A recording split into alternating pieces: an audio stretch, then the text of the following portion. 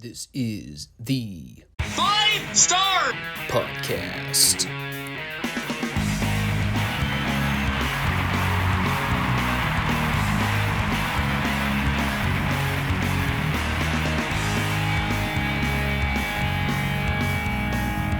Let me talk to you.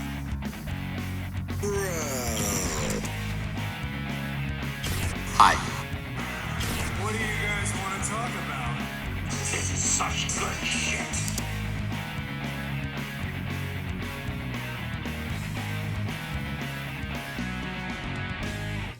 Thanks, guys. Back to you. It is the official calm before the storm. Actually, the storm just happened in the last several days. Haven't seen this much water in Pittsburgh since I was a wee little lad. The roads are flooded. The construction workers are out. I don't know if they're actually working on stuff. I mean, union workers don't tend to put in more effort than what's absolutely necessary. I mean, most of the time I drive by them, they're either sitting on their butts or they're like 50 of them surrounding a giant gaping hole in the ground. And they're all watching as one guy's operating the machinery. Must be a great gig. Wish I could get paid to sit around and do nothing. But I'm obviously referring to another kind of storm. The metaphorical storm, so to speak. And that's about to happen this weekend. It is indeed WrestleMania weekend. The excitement level is through the roof. Kids are bouncing off walls. People are setting off pyro. Getting ready for this big shindig. I'm more or less just ready to see Cody win the title so he can move on from all this year plus waiting to finish the story nonsense. It's been a fun ride, but I don't know, it's kind of like Rock Cena 2. First year was like, all right, it's different. Two legends in their own right. It's an actual dream match that sold tickets and put people in the seats. Second year was like, all right, what are we doing? Why are we exactly going to the well with this again? Oh, that's right. Because Super Cena has to get his win back. Big shocker there. But anyway, that'll be all for this weekend. WrestleMania 40. 2 nights, 1 review, and I was trying to think of a clever way to end that conversation. Nothing sprang to mind. But what do you say we turn our attention over to the meat of today's show? It is classic wrestling review time here on the channel. And as always, we are going to begin with our Crockett TV reviews. Of course, make sure to subscribe, comment, like the show if you haven't done so already. Make sure you come back to check us out on YouTube and Rumble every Monday and Friday for new content and new shows. We're chugging along in the year. Whatever year this is. 3, I guess. At least we're rounding up to year 3. That's a heck of a commitment on my end. Didn't think I'd make it this far. We will see how long that roller coaster continues. But we got to keep these NWA recaps going. This is history we're documenting after all. Got to at least make it to the Jim Herd era. That's what the people are really clamoring to hear me talk about. Well, history was made 1 week ago. A megastar was created at the inaugural Clash of Champions. And here we are back at the studio to see the afterbirth. How will Sting respond? What's next on the agenda for the Horsemen? And what's next for the entire roster as a whole? Factoring in that we're about 3 or so weeks out from the Crockett Cup tournament. Now, as the announcers mentioned at the top of the program, We will be seeing a lot of those top seeds in action on today's episode. But there are bigger fish to fry in the meantime. They alluded to this a little bit during the clash. There was an incident that occurred at the studio for last week's Saturday syndicated program. An incident involving the Horsemen, Dusty, Magnum TA, and Jim Crockett. We saw a little bit of that graphic footage in the cold open. Basically, we saw Magnum already down on the floor, and Dusty was seen attacking the Horsemen with a baseball bat. And right at the very end of the shot, we see Jim Crockett try to intervene and pull Dusty off of Tully Blanchard. But Dusty gets physical with Jim Crockett, and he ends up shoving him to the ground. Obviously a very heated situation there, considering the president of the company was just more or less physically assaulted by the top babyface. And you had to figure the Horsemen were going to boast about that. Sure enough, here comes JJ to spin the entire story and try to paint out Dusty to be the villain. He's talking about how the board of directors have been trying to hold meetings for weeks now, come up with a conclusion of what needs to be done to Dusty for putting his hands on Jim Crockett. Should he be fined? Should he be suspended? Should his contract be terminated? Well, the fact is, JJ's been passing around the tapes, trying to meet with all the top executives to share his 2 cents on what ought to be done. Because obviously, JJ is an honorable man. He wants to see proper justice be done. So while JJ continues to, quote, converse with the board about the attack, we'll just go out on a limb and say that JJ is trying to do what's right here. What a fucking smug dirtbag. Love J.J. Dillon, dude. God, that guy was great. Of course J.J. was going to come out and immediately claim that Dusty was in the wrong. The Horsemen were innocent bystanders in that whole attack, as evidenced later on when we saw the full clip. Before we break down all the footage, let's go to the ring for some studio action. Opener is the Fantastics taking on Alan Martin and Keith Steinborn. I believe our first look at the Fantastics getting to wrestle these studio jobbers. And they got served the bottom of the barrel here. Fucking Alan Martin and Keith Steinborn, dude. The dirt worst they had to offer. What a rib. I have no idea how these guys were able to get so much out of Steinborn and Martin. But the Fantastics did not half-ass this performance. Big notable takeaway here was the fact that Fulton and Rogers had some protective tape to cover up all the injuries from the previous weekend. Rogers had the bridge of his nose taped up. Fulton had the wrist taped. It really kind of showcased just how brutal that match was with the Midnights. All four of those guys got roughed up pretty badly. The other thing the announcers kept mentioning here was the fact that the Fantastics were placed number 7 in the top seats for the Crockett Cup. But obviously the Midnights are still stewing over the fact that they got beat shortly after they were declared the number 1 seed. I was more so laughing at the idea that the Fantastics were already ranked number 7 in this tournament after literally being with the company for less than a week. They were already slotted above numbers 8, 9, and 10. So whoever ranked at the bottom of the list, sucks to be them.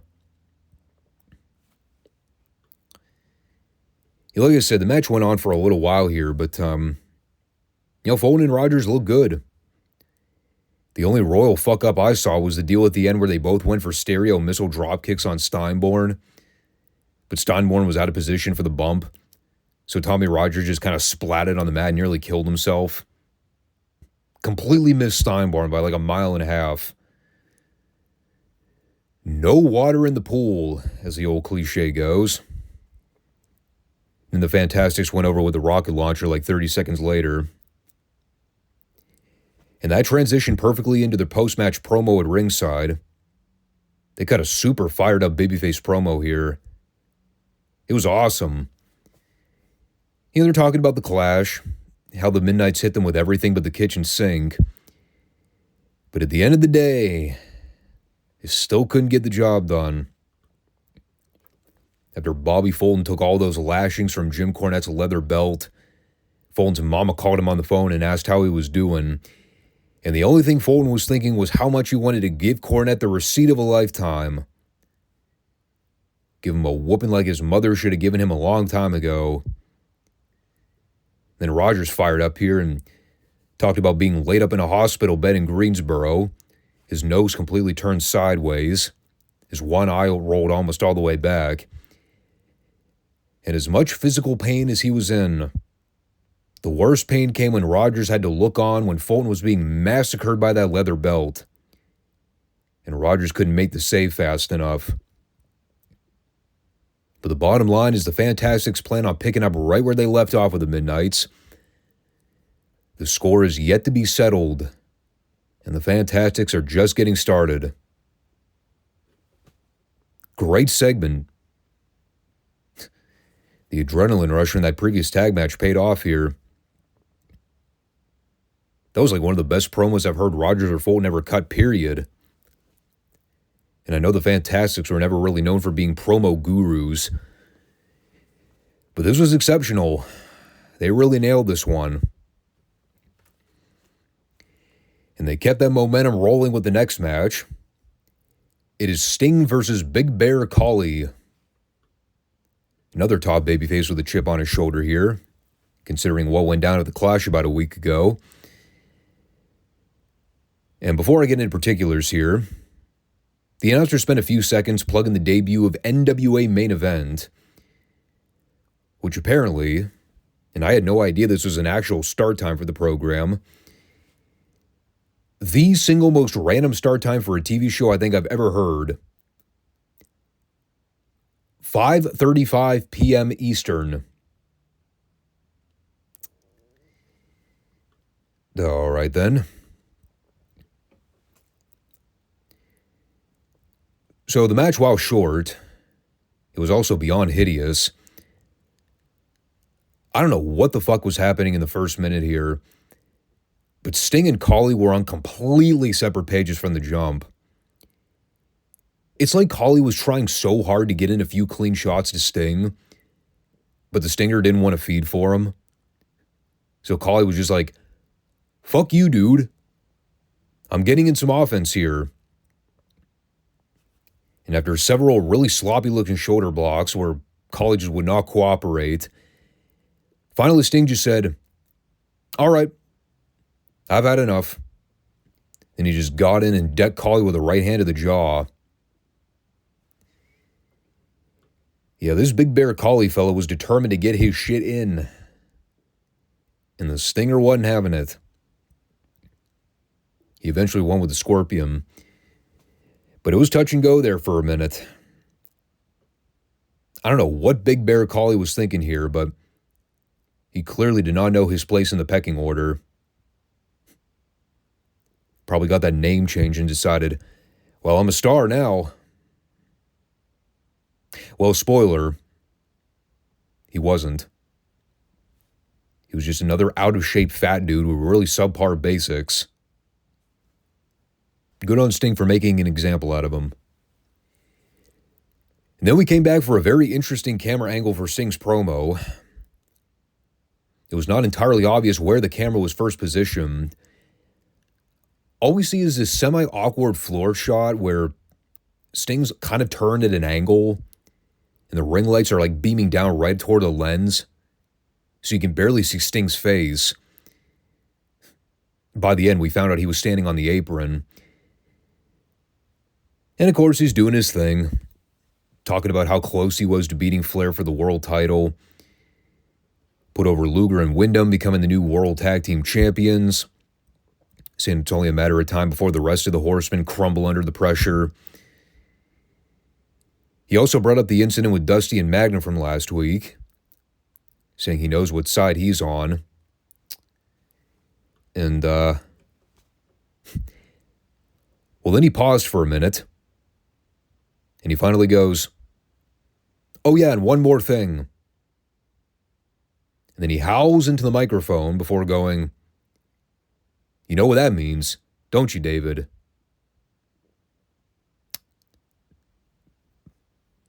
I presume he means Showtime?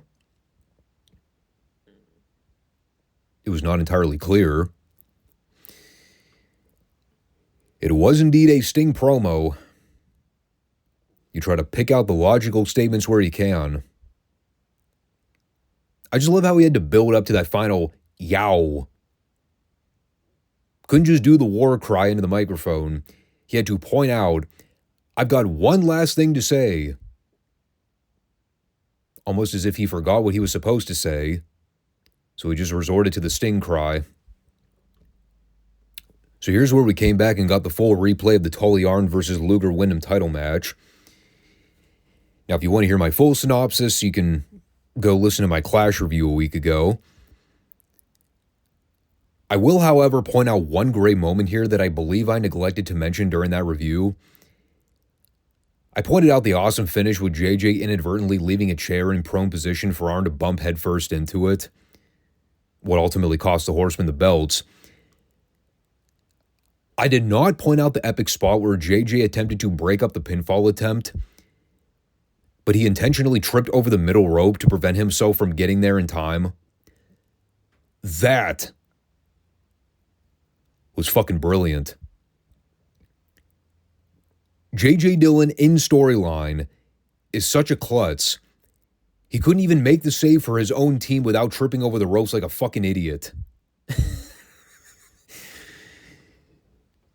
That's great heel stuff, man.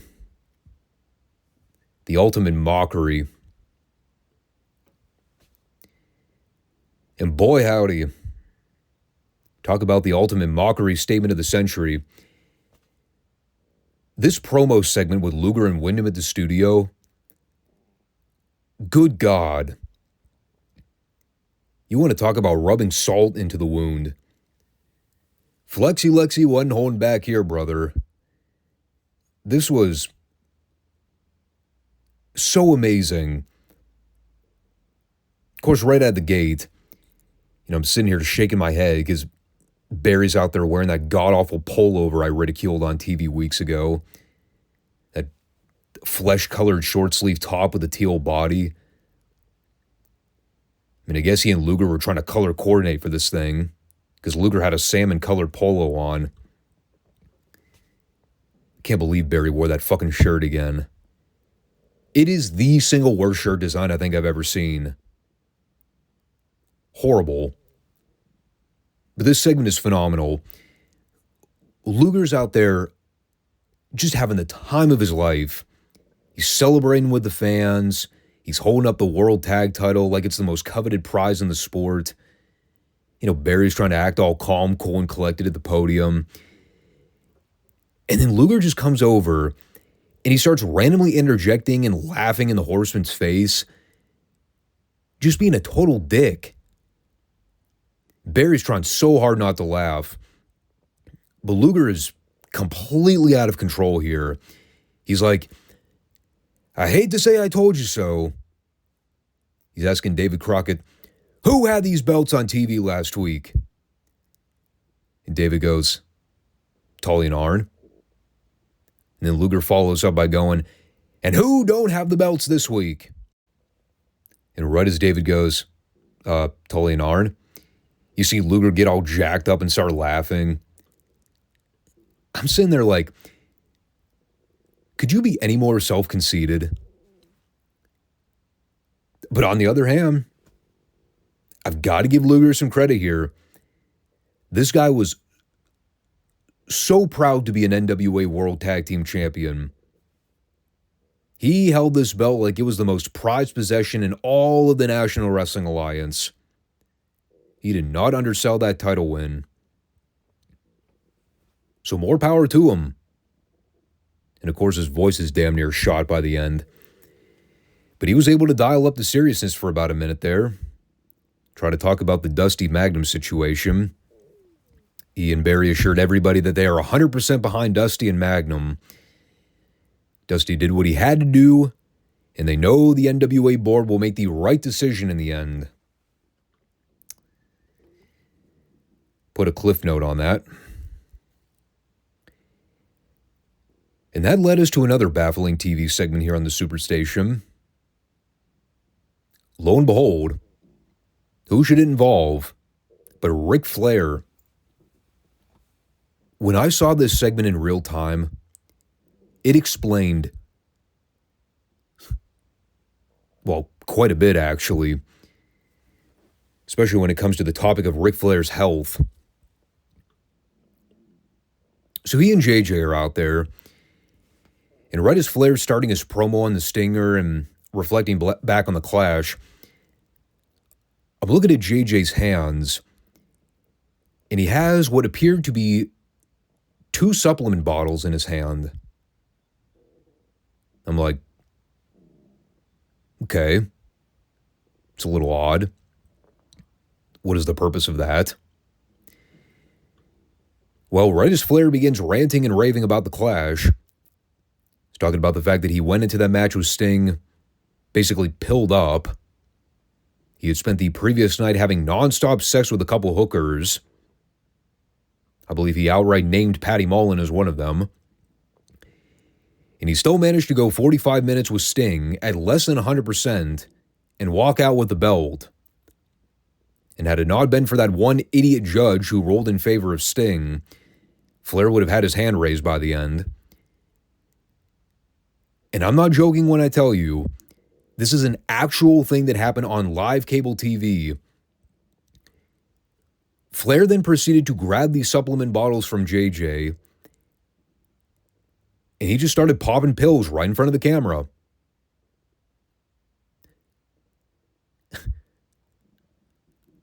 I was beyond floored.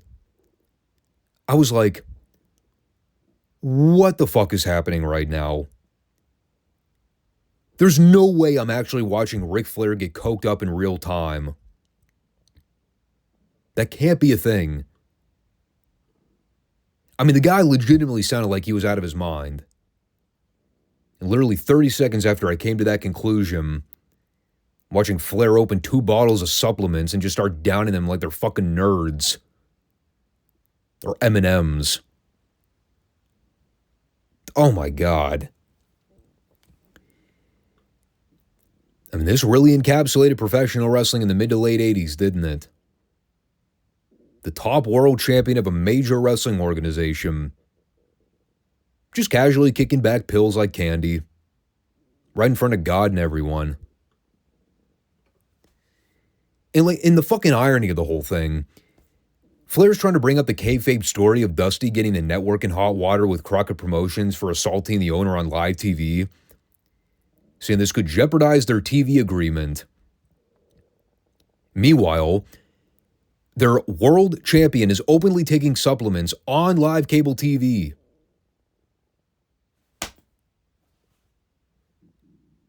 Can't make this shit up, folks.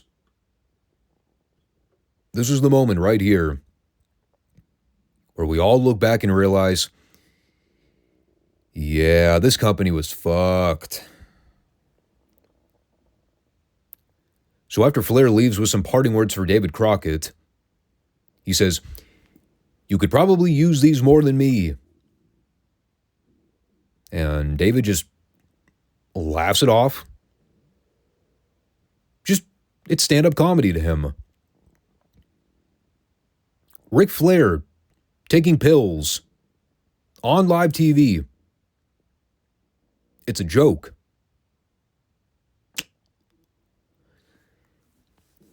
Hindsight really is 20/20, isn't it?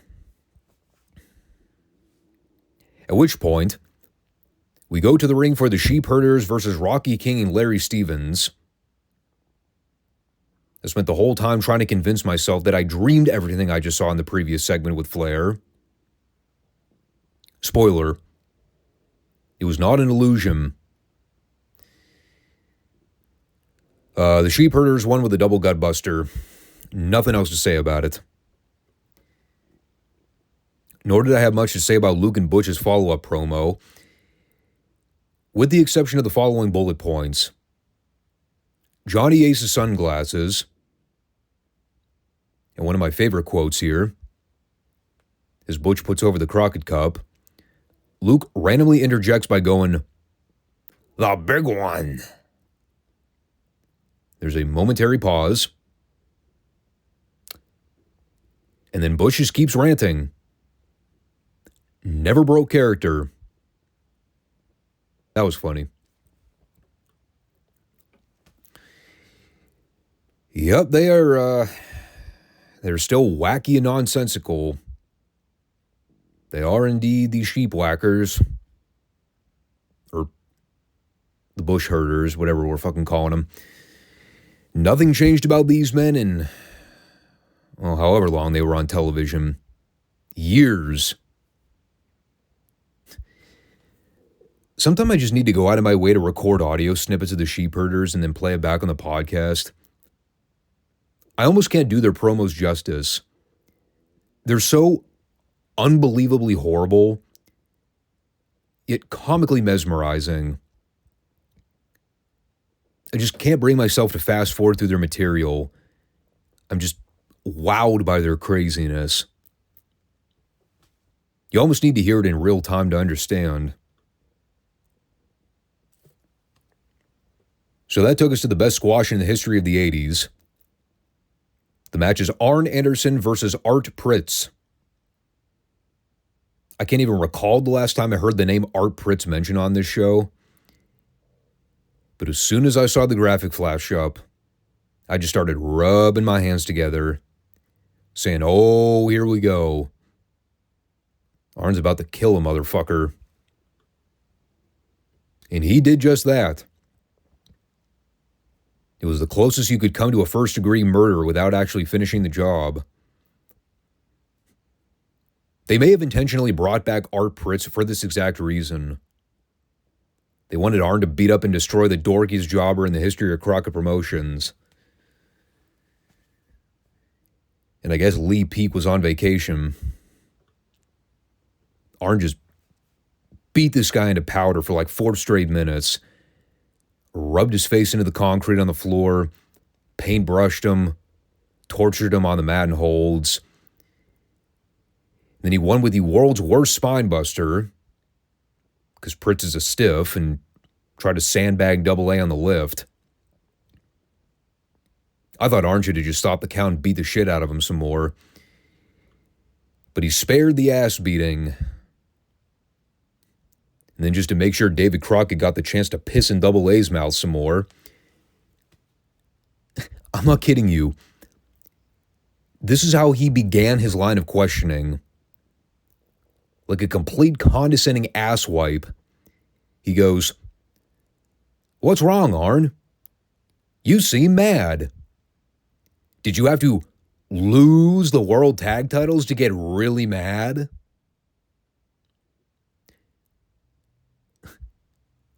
No joke. I thought Arn was going to pop his head off. I was waiting for Arn to goozle this idiot. Just choke him out on live TV. What a question. The balls David Crockett had. But, well, Arn's a professional.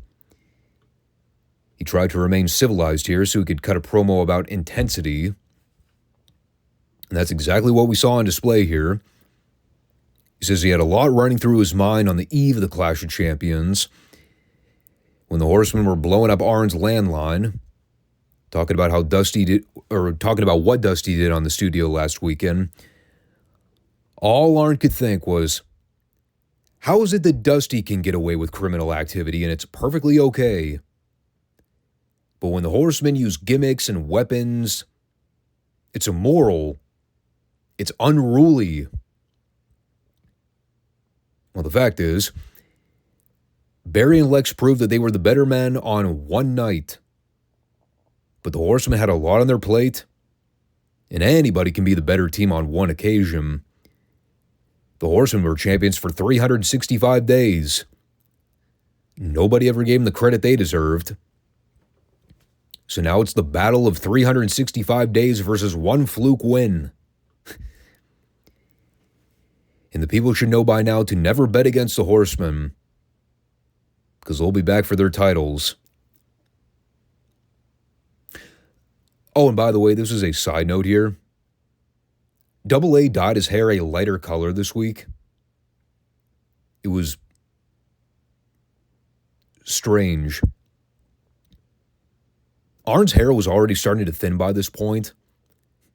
So when I saw his hair was a brighter brown, I was like, is he getting ready to star in a movie? Why did Arn dye his hair? Just seemed like a total unnatural thing for Double A to do. Now, that being said, brilliant promo. As if that needed further explanation.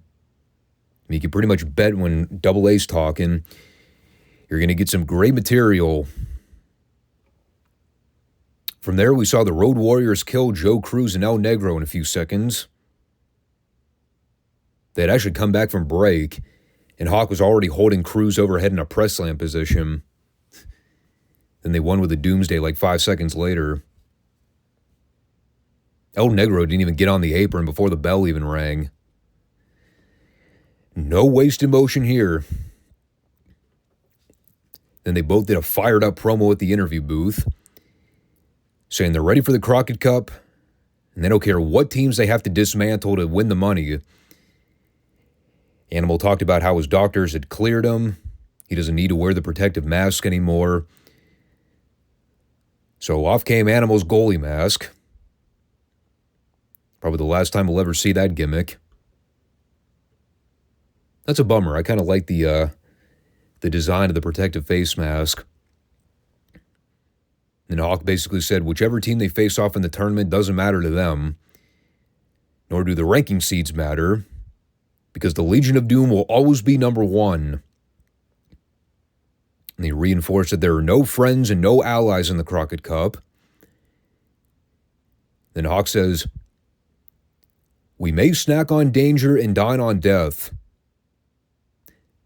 but dead men don't make money. Word.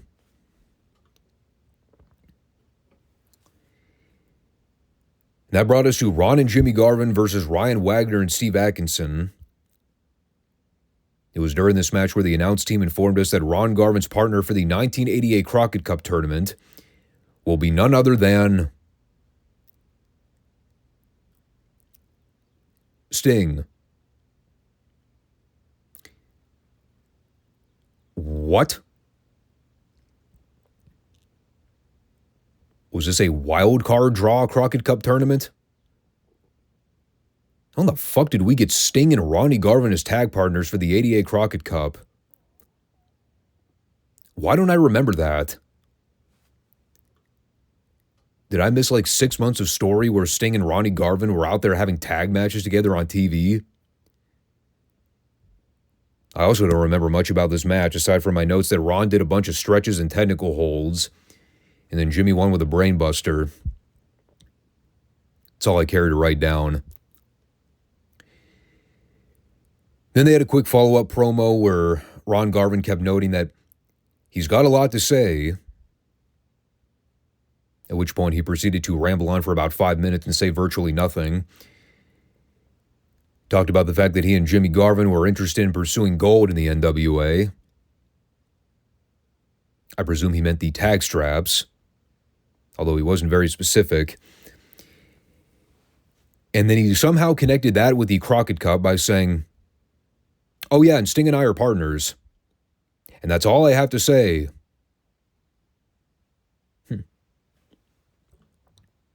Yeah, so he pretty much let everybody in on the fact that he had no idea why he was teaming with Sting either. It was so random even for Ronnie Garvin. And he finally passed the mic over so Jimmy could attempt to save it. Basically spent a minute talking about how much he loved his wife, saying he'd do anything to protect her from sick pervs like Kevin Sullivan.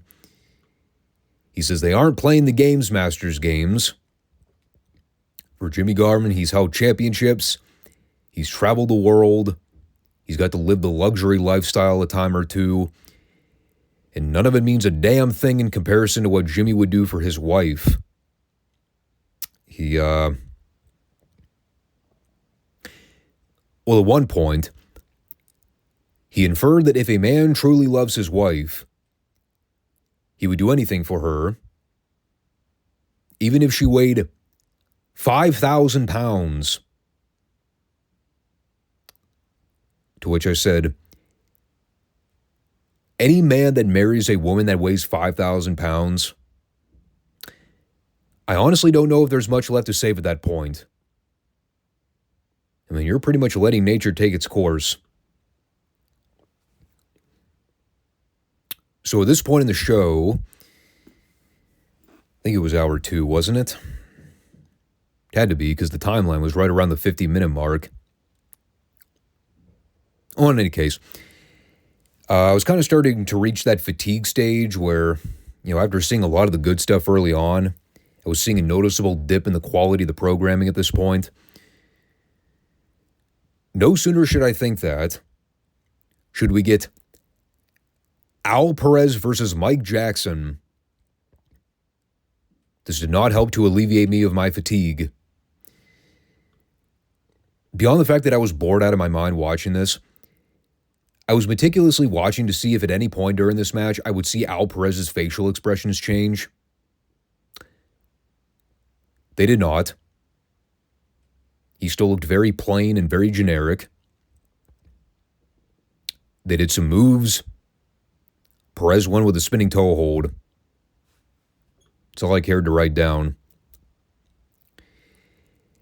And that set up the post-match interview, where we learned that much like the completely random pairing of Sting and Ronnie Garvin in the Crockett Cup, Gary Hart mentioned in passing that Al Perez would be teaming with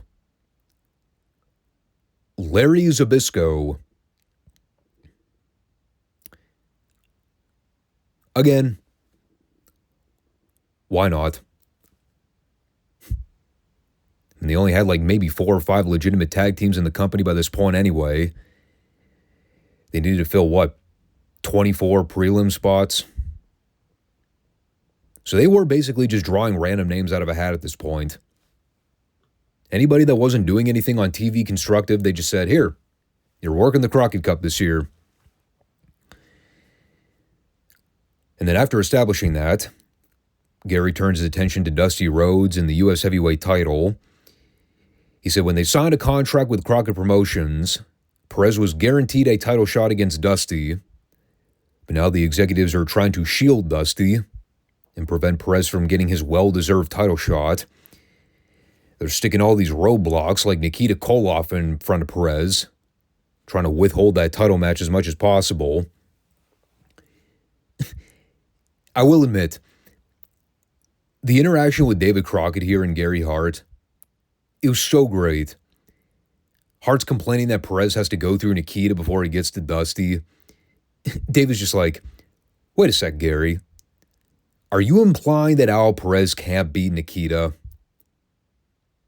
So those guys are going at it, just bickering over each other.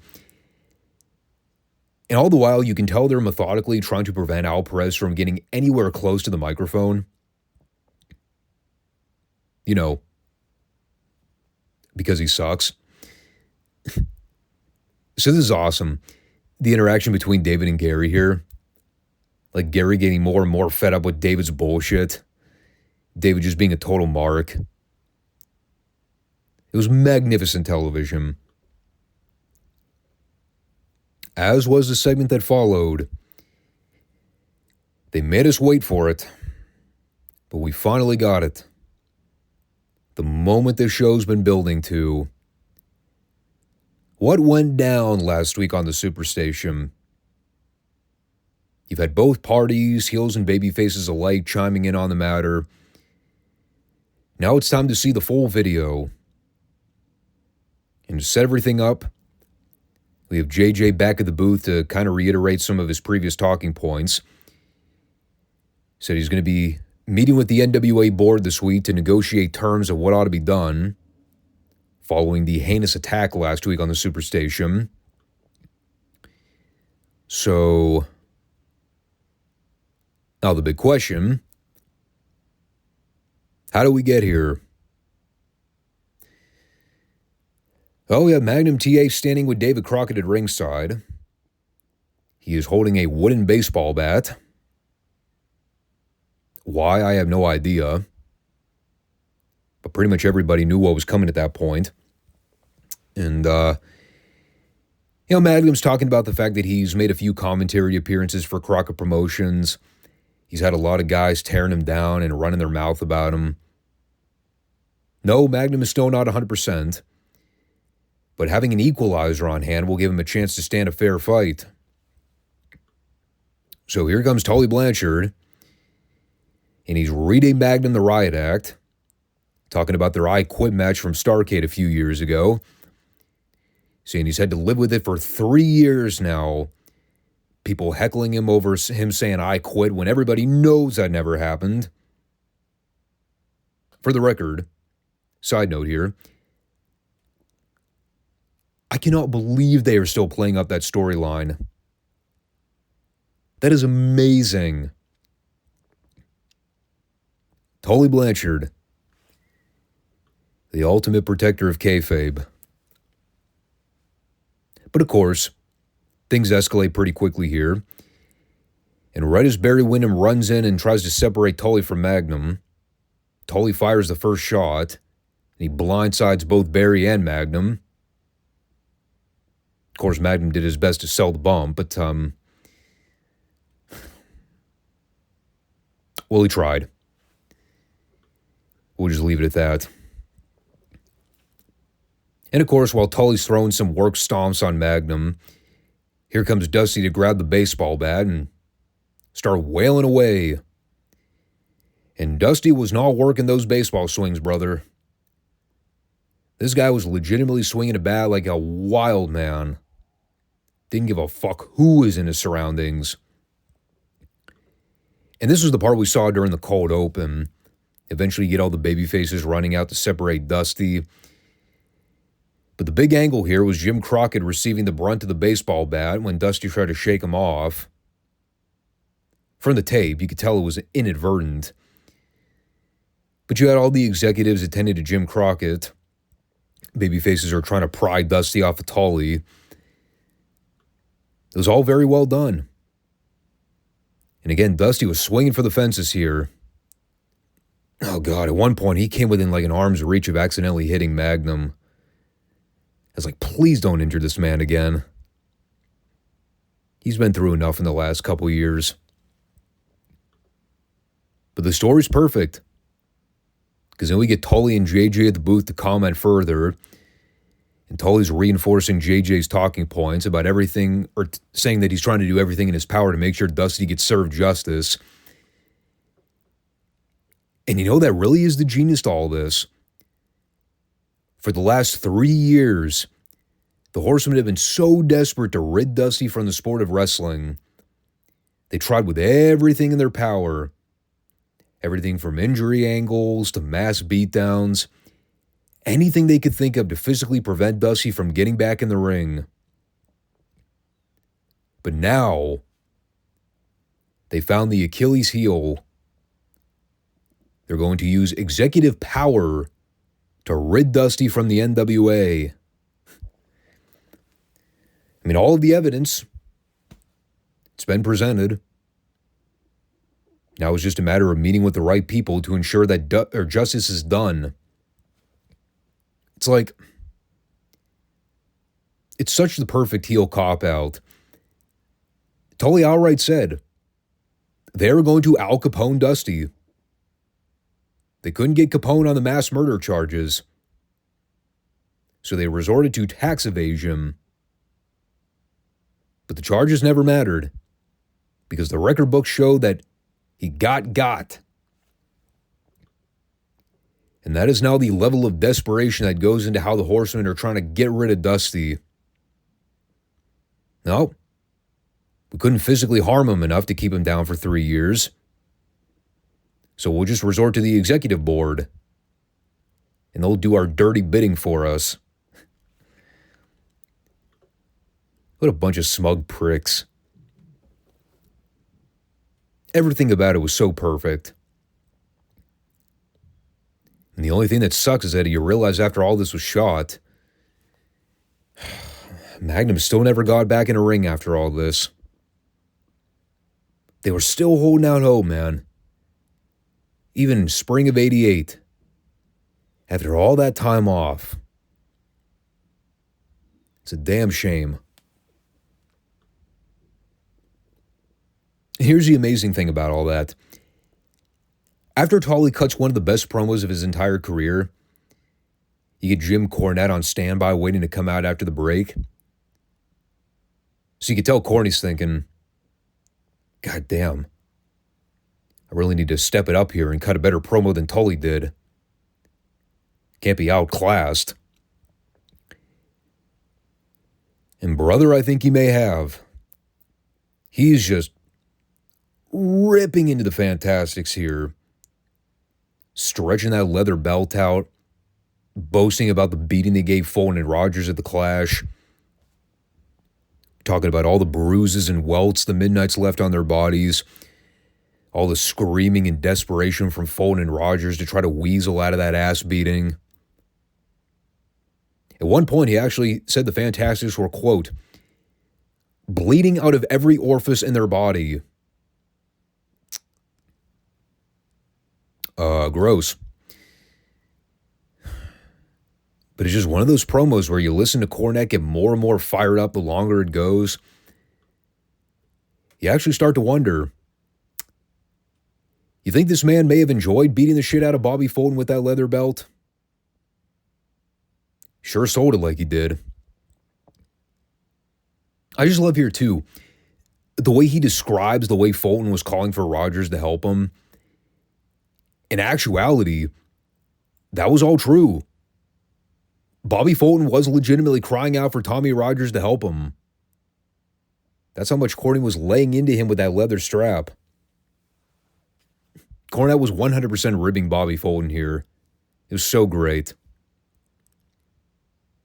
This is like low-key one of the most underrated Jim Cornette promos of all time. Like, there was so much passion that went behind all this. Like, the whole thing was maybe 2 minutes? God damn, it was awesome. Then we go back to the ring for the Midnights versus Tony Suber and Trent Knight.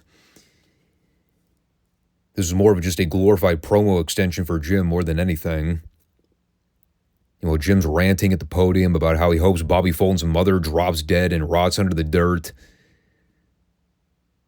Now the Midnights are in there just casually doing some moves. It is a remarkable dichotomy. In the middle of this professional wrestling match, you got a manager outrageously screaming about how he wishes death on another man's relative. This program was truly something else. At one point here, you got Cornette just whipping Trent Knight with a leather belt. Teddy Long doesn't give a fuck. Bobby Eaton's using the racket on Suber at one point. Teddy just grabs it. He's like, come on, Bobby. Keep it in the ring. I just love the idea that the NWA officials never cared whenever the job guys were getting utterly destroyed. They were such losers. Even the referees were like, no, they're not going to win the match anyway. Why bother calling for a DQ? Midnight's went over with a rocket launcher. I just had to point out the absurdity of everything going on in this match. Everything from the illegal weapon shots to Cornette's defamatory commentary to the Midnights just casually exchanging holds. It's like all this shit was happening in a parallel universe. But the absurdity continued. This is pretty funny. The graphic for the next match reads, Varsity Club and Kevin Sullivan versus Bob Riddle, George South, and Larry Davis. I love that. Varsity Club and Kevin Sullivan.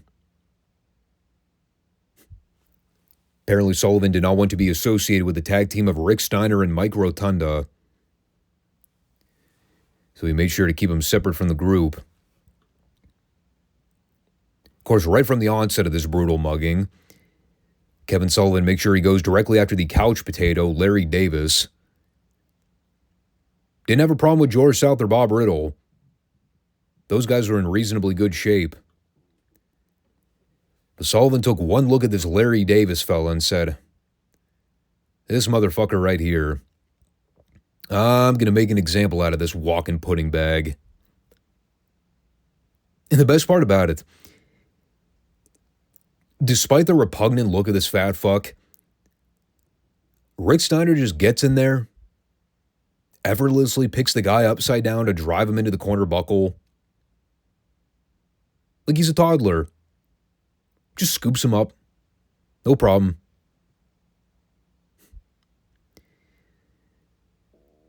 Yeah, Rick Steiner was really fucking strong. For those that did not know that already. I wish you got a few more minutes, because I was really enjoying watching the Varsity Club beat up on Larry Davis. Unfortunately, it was over in about 3 minutes. And the fun abruptly stopped here as we went to the interview desk for a Super Stern Varsity Club promo, where Kevin Sullivan began his promo by addressing Patty. And who is Patty, you ask? Not Patty Mullen. This is a different Patty. It just so happened to be the nickname for Patricia Williams, a.k.a. Precious. Ah. So it's a shoot, brother. Now we're talking serious business. He said that she's always been a Patty to him, and that will remain the same after he gets her back under his wing. In addition to the upcoming Prince of Darkness death match. Not making that up, by the way. Sullivan still thinks back to that incident of the Clash, where Precious had the opportunity to choke the life out of him for good. But she couldn't do it. And that's where Sullivan realized that he's so close to winning her over. And soon enough, Precious will come to her senses, and she will join the Varsity Club. It was also during this promo where I realized, as soon as Kevin Sullivan mentioned the term Prince of Darkness deathmatch, is this not the same year they debut the Doomsday Cage match? Yeah. More of those genius booking ideas they were trying at the time, in a desperate ploy to generate attention. Oh, and by the way, people, if you're already sick of the Kevin Sullivan stalker storyline, get ready. We are just getting started. I'm pretty sure this shit goes on for like the remainder of the year. Best part of this was right before they pitched a break. Mike Rotunda leans into the microphone and casually goes, "There's not a tournament we can't win." And then David deadpan looks at the camera and goes, "Jeez,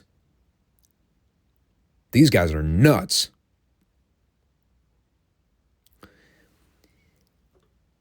Slapstick comedy at its finest, folks. Can't get enough of it. And then Ivan Koloff wrestled Kurt Thompson in the most incredibly uneventful squash of all time. Ivan won with a middle rope sickle. That's all you need to know. But that was all mainly a setup for... fuck, dude. I know I say this like every time, but I actually mean it here. This might have been the best Paul Jones promo in history. If not number one, easily top 3. just in the first 15 seconds, this guy had me rolling. He goes, "Let's talk about the Crockett Cup. My powers of pain are seated number 1. And right as Paul proudly makes this announcement, big old smile on his face, David Crockett just casually butts in and he quietly goes, "Paul, they're seated number 5. And Paul Jones freezes. He looks down in utter confusion. And then he goes, 5? I got to look into that because that doesn't seem right."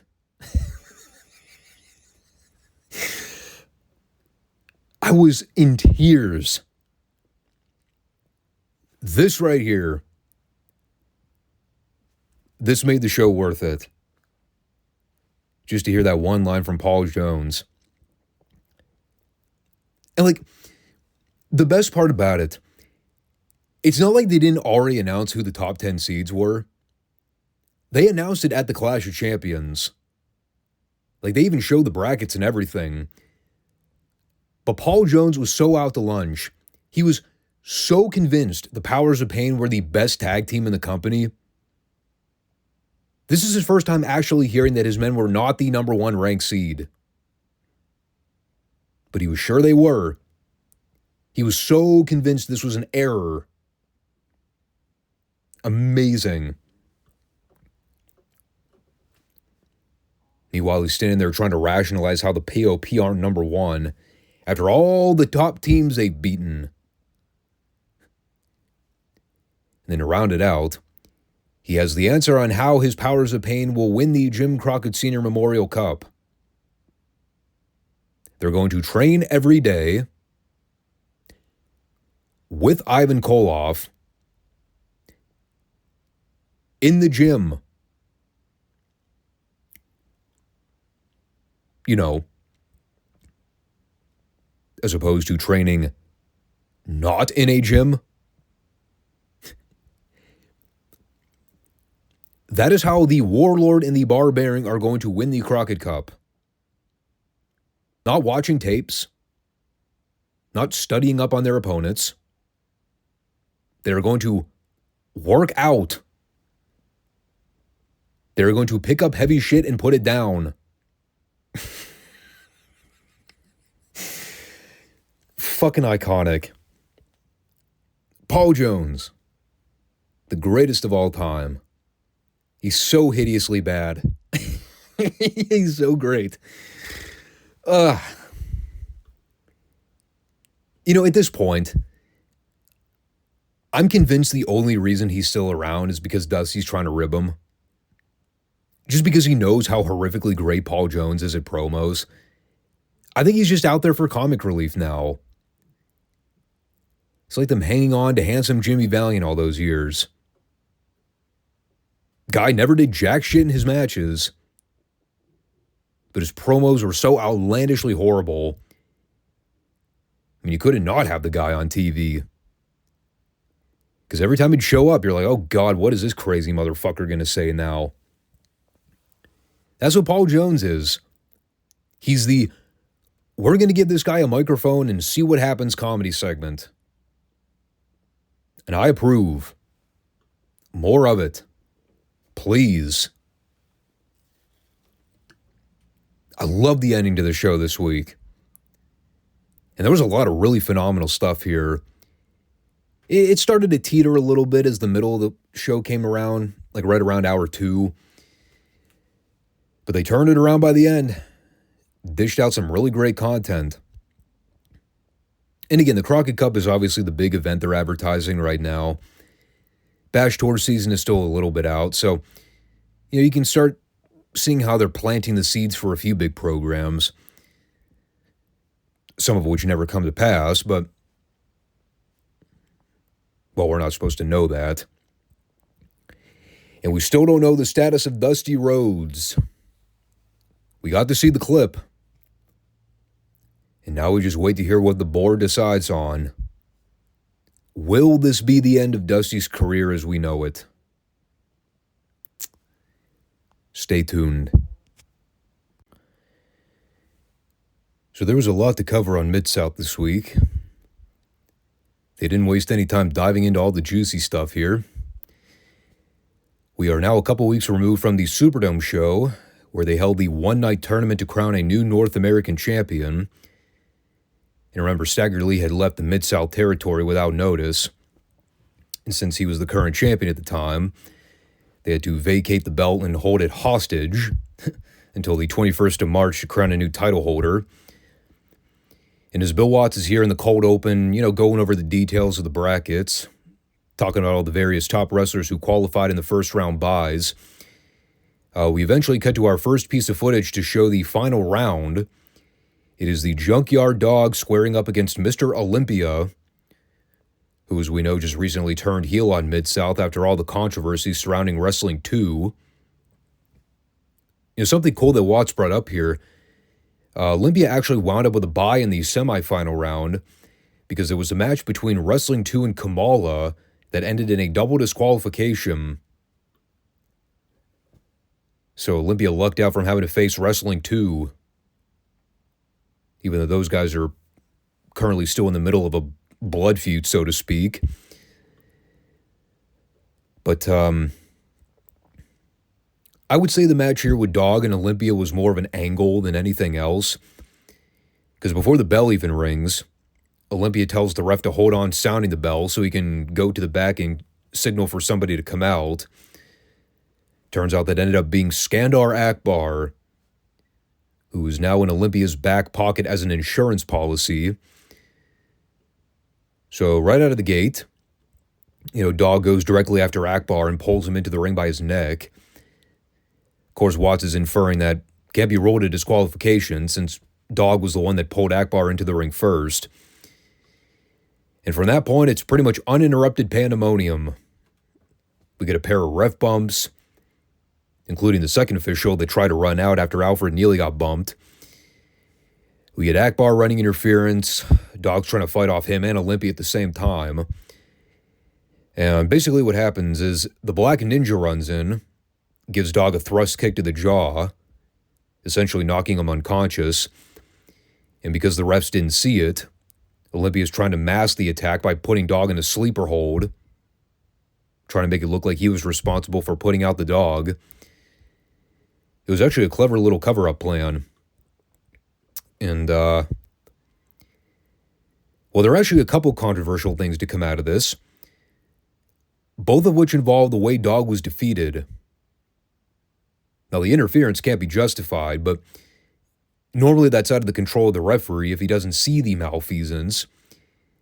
The problems here were that, A, Olympia pinned the Dog while he was flat on his stomach, so technically that shouldn't have counted as a legal pin. And B, because Dog wasn't pinned by his shoulders, he should have received a 10 count to try to get to his feet to continue. But because Neely was stunned due to the ref bump, he wasn't thinking about that when he counted the pinfall. So Watts informs us that he went to Charlie Lay, shared his opinion on the matter, seeing as how he's a former North American champion himself. He should probably have a say in how a new champion is crowned. So the belt is currently being held up again. And as you can imagine, that probably didn't sit well with Olympia and Akbar when they caught that news. We did, however, get to hear their post-match celebration. A promo that appeared to be filmed in a legitimate shower. Thank God they had clothes on. But, they covered a lot of ground here, confirming beyond a shadow of a doubt that Olympia is not only the new North American champion, but that he is responsible for everything that's gone down with Wrestling 2. The letters, the masks, the dolls, the defamed merchandise. It was all Olympia. And he would have gotten away with it too. And it sucks that it's come to this point. But Olympia explains it all. He says that for 60 days, he sat on the sidelines and patiently waited to come back to Mid-South, unlike JYD, who had to hide under a hood and dishonor his contractual obligations.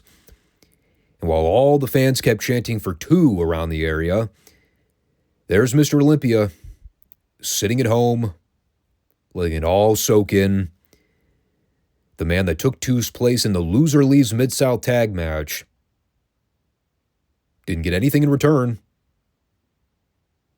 But he sure didn't have a problem basking in the spotlight that Wrestling 2 did.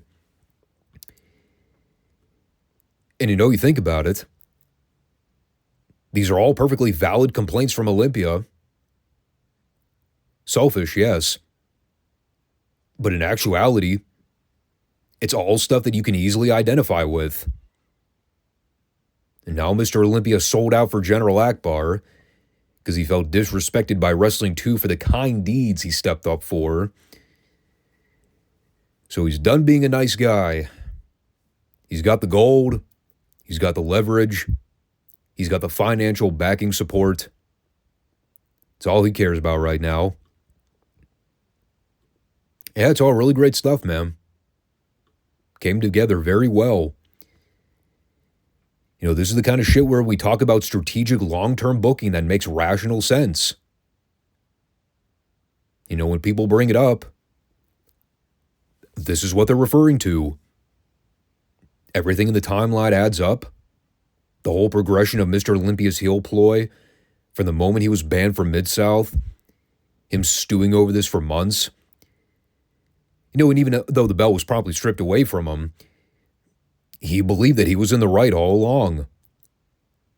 And he got something out of it. Now that the general was working as his financial advisor, it has a whole new wrinkle into the story. So they kind of worked backwards here from the end of the tournament. But it was a great start to the program, getting right to the meat of the matter. And then we came back for something even greater. Some of my favorite memories of King Kong Bundy date back to his Mid-South run, where he made the referees initiate the 5 counts for all of his pinfalls. And this is where the journey began, baby. I actually forgot about the real early stuff with him, though, where he kept trying to come out and back out of scheduled TV matches because he thought all the job guys were beneath his level. Kept saying, I was brought to Mid-South to wrestle Andre the Giant. I ain't wrestling these goofballs until I get Andre. He was legitimately pulling the Hulk Hogan card, saying, that doesn't work for me, brother. Except in Alfred Neely's case, he was going to make it work for Bundy, brother. While Bundy's ranting on the microphone and talking himself up. Reeser Bowden, of course, standing there the entire time, no-selling it. But Alfred Neely jumps in and goes, you're going to wrestle this man. And if you don't by the count of 10, I'm awarding the match in favor of Ron Ellis. So Bundy does an awesome troll job by faking a handshake to Ellis. I want to congratulate you on being the first wrestler in the Mid-South area to beat Bundy. Boom! Cheap shot to the gut. Starts obliterating this man. And of course, the peak of the segment, after he gives Ellis the running splash, Neely counts to 3, but it's not good enough for Bundy. He yells at him and goes, 5! So he pulls Neely into position and has him count 2 more falls. And he begrudgingly does. But just the way Bundy sold everything here, it was so great. He was so proud of himself for picking up those extra 2 falls just because he needed that back rub. Way to go, Bundy. You really proved something there against Ron fucking Ellis. And we have more of this to come on Mid-South TV, so do not worry. This is not a one-off gimmick. Phenomenal segment. And from there, we come back for more tournament footage. Again, Watts is really stressing the importance of the title being held up due to all the controversy in the finish. But kind of like I alluded to earlier, we're basically working our way backwards through the tournament. We begin with Matt Bourne versus Tito Santana in one of the first round matches, I believe. And the main story to come out of this was Tito catching Bourne with a boot in the corner, which inadvertently knocked the ref down. And while he's selling for a minute, Bourne tries to go up top and hit the bombs away splash. But when Santana rolls out of the way, he's able to set up an atomic drop. And he eventually gets the pin on Bourne using a bridging toe hold. And again, it kind of laid out the trajectory for the rest of the show. The tournament pretty much took center stage this week. Again, just kind of working backwards to the brackets and, trying to cherry pick all the important highlights from the key matches. And another one of those rounds was Hacksaw Duggan versus Hacksaw Reed. Now, Butch Reed had just come to Midsouth in the last couple weeks, and they had already been working the story of Duggan and Reed having similar nicknames. Pretty much made it clear that those guys were going to be going at it before not too long. And again, this is important. Duggan is still technically a heel at this point. Even though they facilitated that face turn last week on TV, this was still a few weeks before that all went down. And from the edited highlights, it's kind of hard to gauge how good or bad the match was, just because of all the jump cuts. From what we saw here, they were mainly trying to showcase Reed's offense. Selfishly, I always kind of preferred heel Butch Reed over babyface Butch Reed. Personal preference. Now, he was still great at working both sides of the fence, but I always have fonder memories of his heel work more than anything. But he showed a lot of fire against Duggan here. Guy was a fucking powerhouse, too. Just press slamming Duggan all over the place like he's nothing, effortlessly overpowering him with body slams. Again, the big takeaway here was Reed catching Duggan with a flying shoulder tackle for the 3. So he advanced to the next round. I can't remember what Watch said here. If he specified that both Jim Duggan and Butch Reed received first-round buys. I know Duggan did for sure. Can't remember if the same got for Butch Reed. But obviously the Hacksaw beef is something they'll continue to play up on TV until we see Reed actually turn heel. His early face run didn't really last for all that long. Once they got through the whole Rat Pack stuff early on, they pretty much immediately flipped him heel. So then we cut to the 7th round of the tournament. This one is the Black Ninja taking on Tito Santana. We just saw Tito beat Matt Bourne in the previous clip. Kendo Nagasaki got a first-round bye, so it's his first official tournament match. And again, one thing you hear Bill Watts talking about constantly is he's strategically running down all the brackets. He's breaking down the importance of every single round. The various names being paired up against each other. There's nothing random about anything that's happening in this tournament. It's not just Mark booking of doing a bunch of meaningless dream matches with no story. Every single round leads up to a pairing between two guys who either have issues with each other or have teased issues with each other before. They've had some kind of interaction together on TV. And again, man, this is where that major disconnect comes in between how classic wrestling fans think and how modern fans think. Modern fans love their tournaments. God knows AEW's booked enough of those in just the last 6 months. Just one after the other. Of course, none of them ever mean a goddamn thing. They're just random people fighting. There's never a backstory behind any of the rounds. Most of the time you're seeing baby faces fight baby faces. Heels are fighting heels. There's no coherency in anything being done. And with Tony Khan, it's, oh, this would be a cool match to book. Or I'd love to see these two guys go at it. Okay. What's the rationale behind it? There is none. It's just a pissing contest to see who can have the best match.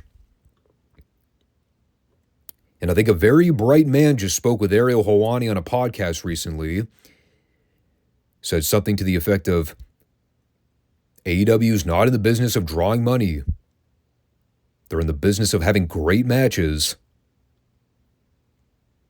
Translation, appealing to the lowest common denominator.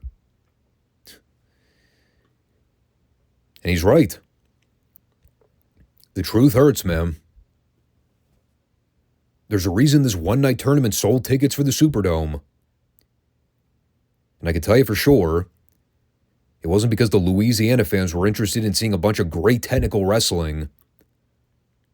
Fuck that noise. Those people wanted to see the Junkyard Dog beat up some no-good heels.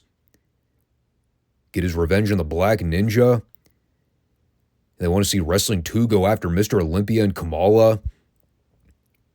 Get his hands on General Akbar for all the horrible shit he's put him through in the last how many months? It ain't that fucking hard. Never has been. But of course, you can never sell that line of thinking to the internet serpent dwellers. Good luck with that. So anyway, tournament. I think that's what we were talking about. Semi-final round highlights are next. One of those rounds being Mr. Olympia going up against Hacksaw Butch Reed. And obviously we know who went over there based on the opening highlight footage. The story here was Reed having Olympia mostly in control. But during the closing moments, as Reed went to hoist Olympia overhead in a press slam position, Alfred Neely had already been downselling a bump from earlier on.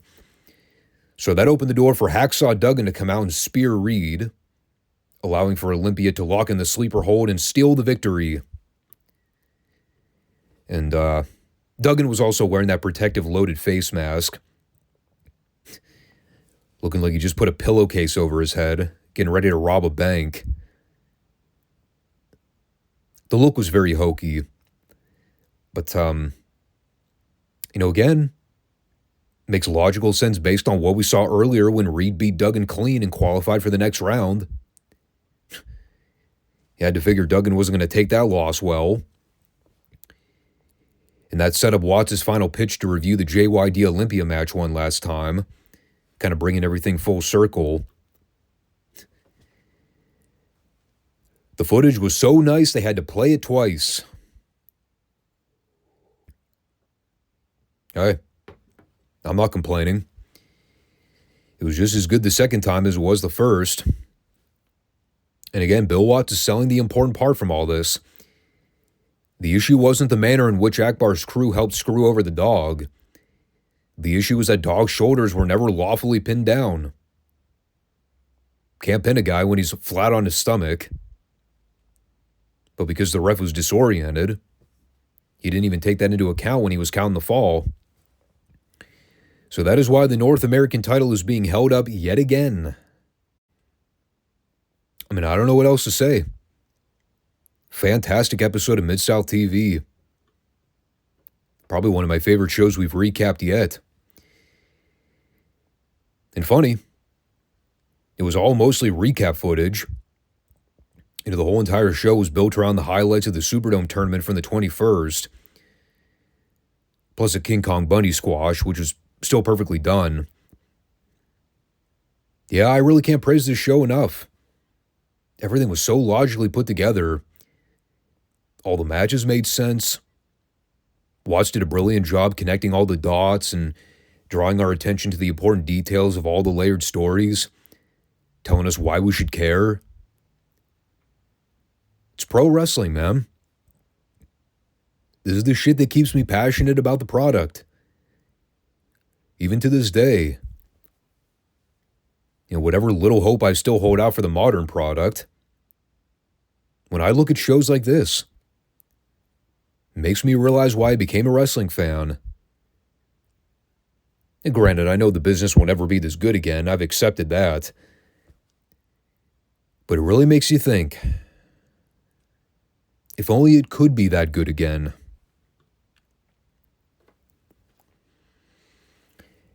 I wish World Class could be that frickin' good. Unfortunately, we are long past the golden era. We're in that period with world class where I am desperately grasping at straws when it comes to stuff to talk about. And I know that might seem like regurgitated talking points now, but these shows, man, they're so dry. You know, they tried to shake up a little bit with the main event picture in the last couple months, inserting Chris Adams into the title hunt, the alignment with Gary Hart, one-man gang showing up, the Midnight Express and the Fantastics program. But the one thing I've really noticed, and this kind of dates all the way back to January, it's how quickly the turnaround is for a lot of these top programs. How long were Chris Adams and Gary Hart actually together? A few months?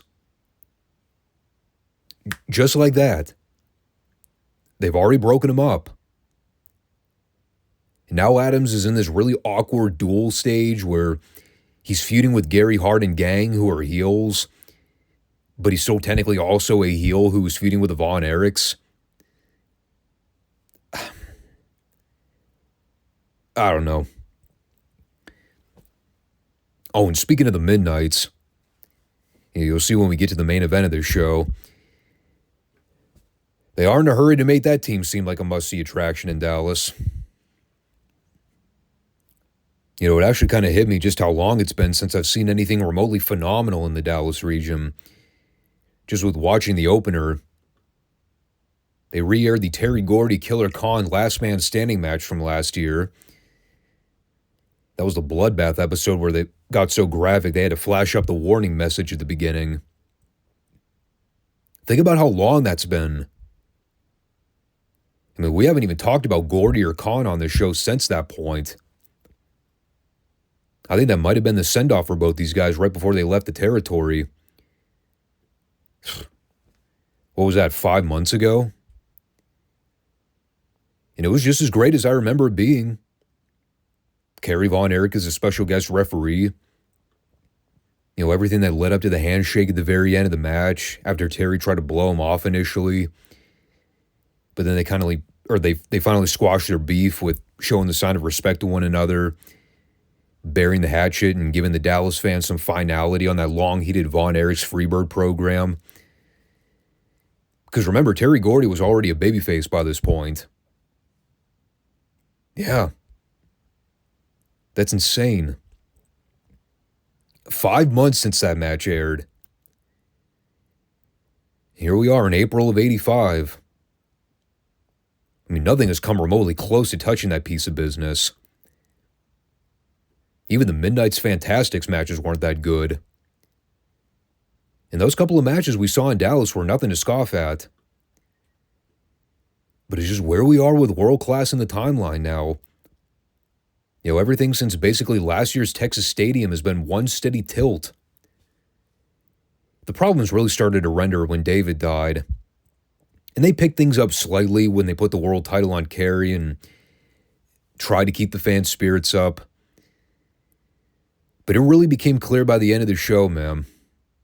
Just contrasting where we've come in the last 12 months. It's hard to even call this a lull period. At this point, they're just trying to keep their head above water. I mean, they go from re-airing that instant classic with Gordy and Khan. The first match we get at the Sportatorium this week, El Diablo versus Bobby Fulton. Not El Diablo and a partner against Bobby Fulton and Tommy Rogers. Just El Diablo versus A Fantastic.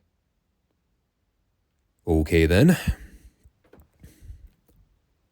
And it's like, gosh, I mean, what do you even say about it? It's a Bobby Fulton solo showcase. Technically, it's a fine match. At no point here did you ever doubt that Fulton was going over. But this is just more of that strange world-class booking where they take a well-established tag team, try to break them up, and then have them either wrestle singles matches, or they take well-established tag teams, break them up, and then have them team with other guys. See the main event with Bobby Eaton, which we'll talk about shortly. But both guys went back and forth here. Diablo got to work over Fulton for a little bit of heat before the big fiery comeback. And they did some rope running spots, leading to Fulton missing a diving crossbody. But then Diablo got cocky and tried to showboat to the crowd. So that gave Fulton enough recovery time to counter a waistlock reversal and then pin Diablo with a bridging roll-up. Decent opener. Horn. I lost my train of thought. Oh yeah, the match. Yeah, like I said, decent match, solid wrestling, but it was just a match. Didn't have any story attachment, didn't lead to any post-match angles. It was Bobby Fulton wins and the girls creamed themselves in hysterics. I think the best story development on the show was this 2-minute pre-tape they filmed at the Guy Laney Lincoln Mercury dealer in Denton, Texas.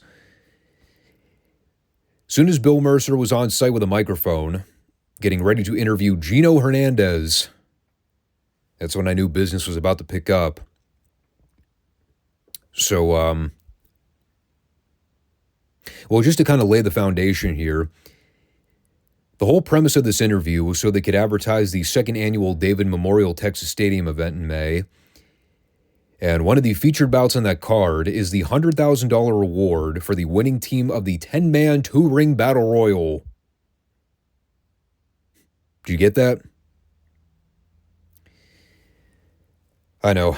I had to rewind it too. I didn't follow it the first time around. It was basically a watered-down version of WCW's World War III pay-per-view. Only difference is they had 2 rings and far less people crowding both rings. And the catch here is that the winning team also gets to select their own personal Lincoln car. And since we all know Gino loves his luxury vehicles, you can tell he was down for this stipulation. So we get to hear him and Chris Adams talk about how they're going to dominate the Battle Royal, take over the talent pool. As of now, the only 3 teams confirmed for that match are them, the Freebirds, and the Von Erichs. And they implied that the one-man gang might be involved. They were not specific on his 2 partners. One would suspect Kamala would be the first pick. The other I'm not so sure of. It's also important to note here, Gino and Chris never specified who their partner was going to be. Because, they said it's a tag team battle royal, but when they mentioned the Von Erichs and the Freebirds, my first thought was, okay, so it's 3-person teams? It has to be.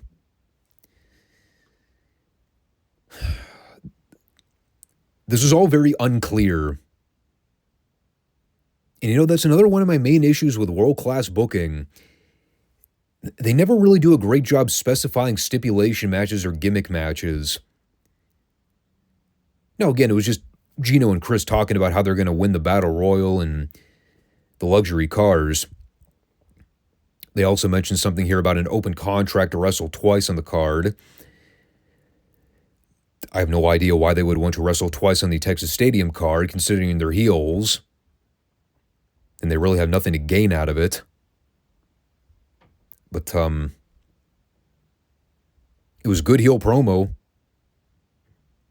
Again, horrible job explaining who the hell is going to be part of this 2-ring tag team battle royal, but they did their best. So then we came back for Rip Oliver versus Hercules Hernandez, with Jim Cornette and Sunshine in the opposing corners. The short-lived Dallas run of Hercules continues here. Showed up a couple weeks ago as Sunshine's surprise present for the Midnight Express. More like an insurance policy. I love how Hercules' gimmick in World Class is that he's a deranged, unhinged lunatic babyface. He's like the mirror image of the missing link. Except Hercules could actually wrestle and Link was just awful. But the story here was basically anytime Rip would try to grab a hold on Hernandez, he would get overpowered. He was able to eventually cheap shot Hercules and work him over for a little bit of heat. But the main story was pretty much everything that happened at the end. Hercules takes the racket shot to the back of the head from Cornette. And when Sunshine tries to give chase around ringside, both managers end up in the ring. And that allowed for Rip Oliver to restrain Sunshine so Corny could tease hitting her with the racket. But when Hercules pulled Sunshine out of the way, Cornette accidentally connects with Oliver's arm. And the heels are thwarted. I don't know if Cornette's intent was to hit Oliver over the head. But he definitely sold the arm. Just kind of a simple little angle to move the Cornette-Sunshine feud along. This is kind of on that same level as the Precious Sunshine feud from a year or so back, where the story wound up being more about the girls than the actual guys involved. Like, even though Jimmy Garvin and Chris Adams were working the matches, they were mostly the background filler while Precious and Sunshine were going at it. At least that's what the fans were tuned into. And it's kind of the same thing here with Jim Cornette and Sunshine. Hercules is doing a lot of the heavy lifting, but the people are dying to see Sunshine get her hands on Cornette. I think the matches are kind of just the filler portion. And I know Hernandez isn't around for all that long, so, whatever that connection is between him and Sunshine doesn't last for all that much longer. But, getting back to that conversation we were having earlier about the very bizarre splitting up of recurring tag teams, I honestly don't even know how to describe this main event. I've used the phrase pulling random names out of a hat, and as cliche as that may sound, I honestly think that's what happened here. The TV main event this week is Brian Adias and Kerry Von Erich versus Kelly Kiniski and beautiful Bobby Eaton. So we did in fact see the Midnights and the Von Erichs wrestle this week on Dallas TV, just with very weird pairings and combinations. Kelly Kiniski and Bobby Eaton as a tag team.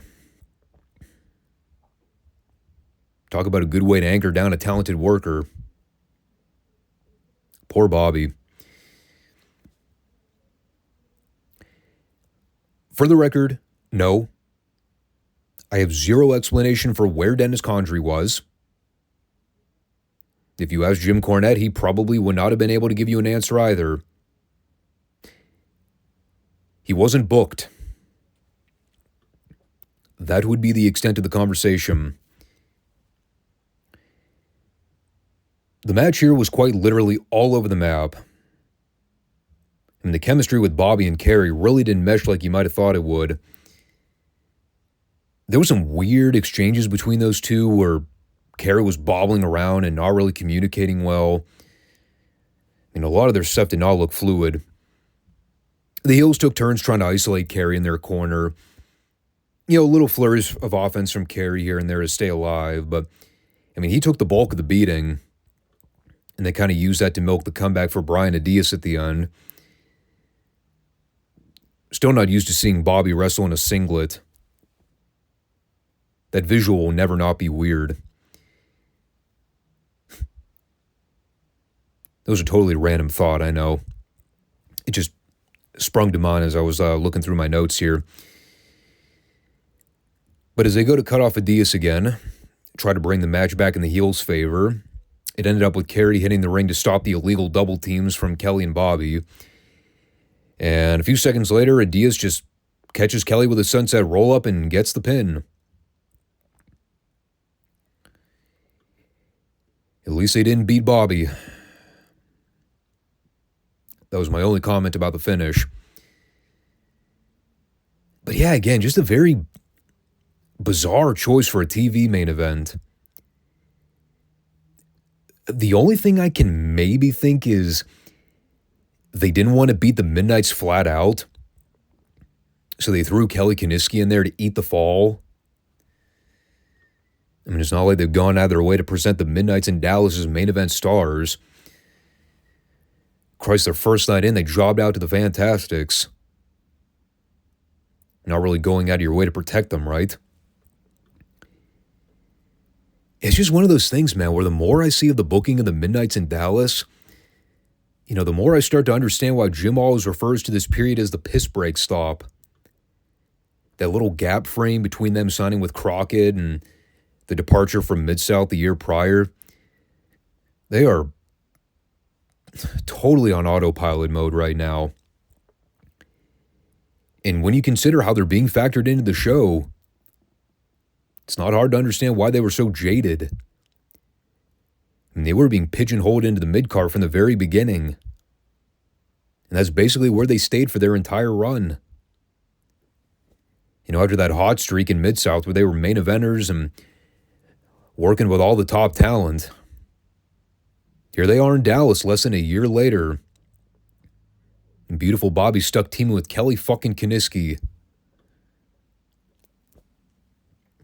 I'd quit too. But that rounds out another stellar episode of World Class. And they're certainly trying to build hype for the Parade of Champions next month. So far, it's a very uninspiring parade. I understand the Texas Stadium event did big business for them the year prior. You could see them really trying to push the show hard. It's a different atmosphere, though, in 85 compared to last year. Even when David died in February, there was a genuine excitement in the air for seeing Kerry win the NWA World title. It was something the Dallas fans could latch on to. This year, there really isn't any kind of sticking point. And I think if memory serves me right, they try to go back to the well one last time with Kevin Von Erich and Ric Flair for the NWA World Heavyweight title. Those guys had wrestled last year for the belt on TV, and Kevin was more or less screwed. But even in that case, they haven't really addressed that on television yet. Most of the Von Erich's attention has been centered on Chris Adams and Gino Hernandez. I'm not really sure when they start the build for that Flair-Kevin match. They've only got a few weeks to do so, so they better hit the ground running. But as we round out the show, thanks everybody for stopping in, and stay tuned for this weekend because it's the big one, WrestleMania weekend. You can hear the enthusiasm in my voice as we speak. I'm trying. So, get ready for it. I'm still contemplating whether or not I'm going to throw Retro NXT in there. For sure, we're not doing Retro Raw. I'm sorry, we're not doing SmackDown. Retro Raw I should be good for. But like I said, I got to monitor everything because I don't know how long those reviews are going to take, and I also don't know how much time I'm going to have this weekend to actually sit down and watch all 4 of these shows. So I'll keep you posted, but definitely want to check out the Monday show because it's going to be a doozy. But thanks everybody for watching, and I'll catch you soon. Peace out.